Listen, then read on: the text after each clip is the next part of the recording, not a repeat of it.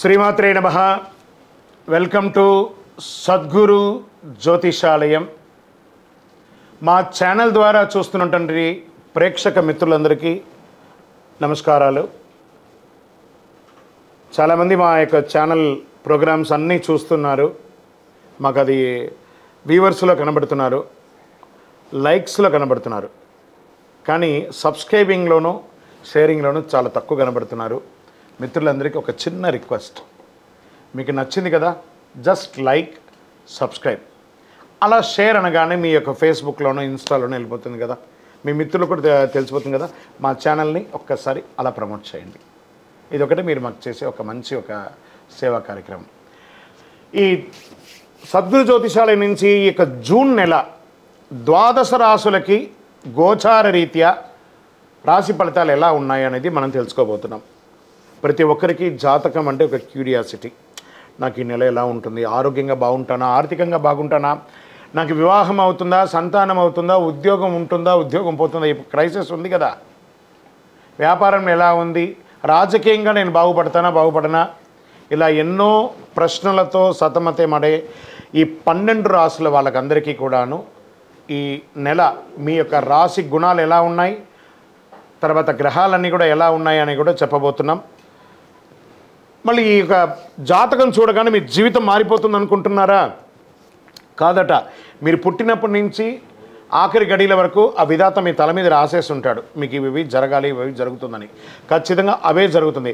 మరి మీరు ఎందుకు చెప్తున్నారండి అని అంటే, ఒక వెళ్తున్నటువంటి ఒక దారిలో స్పీడ్ బ్రేకర్స్ మధ్యలోనే పుట్టుకొస్తుంది కదా రోడ్లో, అలాగే ఈ స్పీడ్ బ్రేకర్స్ అనమాట ఈ యొక్క జాతకం. అలా మీరు క్షేమంగా వెళ్ళాలి, ఇక్కడెక్కడ స్పీడ్ బ్రేకర్స్ ఉన్నాయి, జాగ్రత్తగా ఉండండి అని ఒక తెలిపే ఒక ప్రక్రియ మాత్రమే ఈ యొక్క జాతకం. తర్వాత చాలామంది ఈ యొక్క జాతకం తెలుసుకోవాలనుకుంటారు.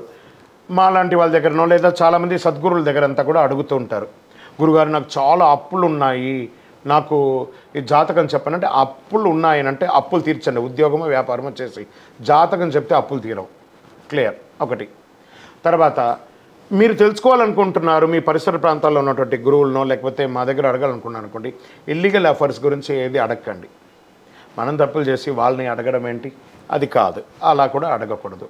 తర్వాత చిన్నపిల్లలు ఖచ్చితంగా 21 సంవత్సరాల లోపు వాళ్ళు ఈ జాతకాలంతా కూడా చూడకండి. మీరు చదువుకునే విద్యార్థులు చదువుకోండి, మీ చదువు మీద మాత్రమే నమ్మకం పెట్టుకోండి. మరియు ఇంకొక రిక్వెస్ట్, 60 నుండి 65 సంవత్సరాల పై చిలుకు వాళ్ళు దయచేసి జాతకం చూడక్కర్లేదు. ఎందుకంటే 60 సంవత్సరాల్లో మీరు 60 వసంతాలు చూసుంటారు, తెలుగు అన్ని రాసుల్ని మీరు చూసుంటారు. కాబట్టి మీరు దైవానికి సమానం, కాబట్టి మీరు జాతకం తెలుసుకోకర్లేదు. మీ ఆరోగ్యం పట్ల మాత్రం జాగ్రత్త చేసుకుంటాం. రైట్. ఇప్పుడు ప్రతి ఒక్కరికి కూడా వ్యాపారం, మరి ఎవరెవరు చూసుకోవాలంటే వ్యాపారం ఎలా ఉంది, ఉద్యోగం ఎలా ఉంది, సంతానం ఎప్పుడు జరుగుతుంది, వివాహం ఎప్పుడు జరుగుతుంది, ఉన్నత చదువు ఎలా చేయాలి అనేది చూసుకోవడానికి అవకాశం ఉంటుంది. మరి ఆ గోచార రీత్యా 12 రాశులకి ఇప్పుడు మనం తెలుసుకోబోతున్నాం. జ్యోతిష్ శాస్త్ర రీత్యా ద్వాదశ రాశుల్లో 3వ రాశి అయినటువంటి మిథున రాశి మిత్రులారా, మీరు మృగశిరా నక్షత్రం 3, 4 పాదములు, ఆరుద్ర నక్షత్రం 1, 2, 3, 4 పాదములు, పునర్వసు నక్షత్రం 1, 2, 3 పాదాలకు జన్మించిన మీరు మిథున రాశి వారిగా పరిగణించబడుతున్నారు. ఈ జూన్ నెల మీకు శుభాశుభ ఫలితాలు ఎలా ఉన్నాయంటే, సూర్యుడు ద్వాదశ జన్మస్థానంలో ప్రతికూలంగా ఉన్నాడు, అంగారకుడు ఏకాదశ స్థానంలో అనుకూలంగా ఉన్నాడు, బుధుడు ద్వాదశ స్థానంలో అనుకూలం, గురు ద్వాదశ స్థానంలో ప్రతికూలం, శుక్రుడు ద్వాదశ జన్మస్థానంలో అనుకూలం, శనీశ్వరుడు 9వ స్థానంలో ప్రతికూలం, రాహు 10వ స్థానంలో ప్రతికూలం, కేతువు 4ర్థ స్థానంలో ప్రతికూలంగా ఉన్నారు.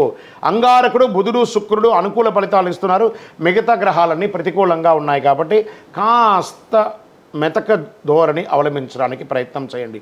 మీకు చాలా తెలుసు అంటే మీ మనసులో పెట్టుకోండి, చాలా తెలిసినట్టు నటించండి, తెలియదన్నట్టుగా నటించండి. తెలిసినా కూడా వ్యాపారం మొదటి 2 వారాలు చాలా బాగుంటుంది, 3, 4 వారాల్లో కాస్త ఇబ్బంది కలిగే వాతావరణాలు కనబడుతున్నాయి. రావలసిన ధనం ఆలస్యంగా అవుతుంది. ఉద్యోగస్తులకు కొంత జాగ్రత్తగా ఉండాలి. సహ ఉద్యోగులతో, అధికారులతో ఇబ్బందికరమైనటువంటి వాతావరణం కనబడుతుంది. ఉద్యోగ ప్రయత్నంలో ఉన్నటువంటి వారికి తాత్కాలికంగా ఉద్యోగాలు వచ్చే అవకాశాలు ఉన్నాయి, పర్మనెంట్ ఉద్యోగాలు కావు. దానికి 1-2 నెలలు వెయిట్ చేయండి. విద్యార్థులకి బుధుడు కాస్త అనుకూలం కలిగిస్తున్నాడు.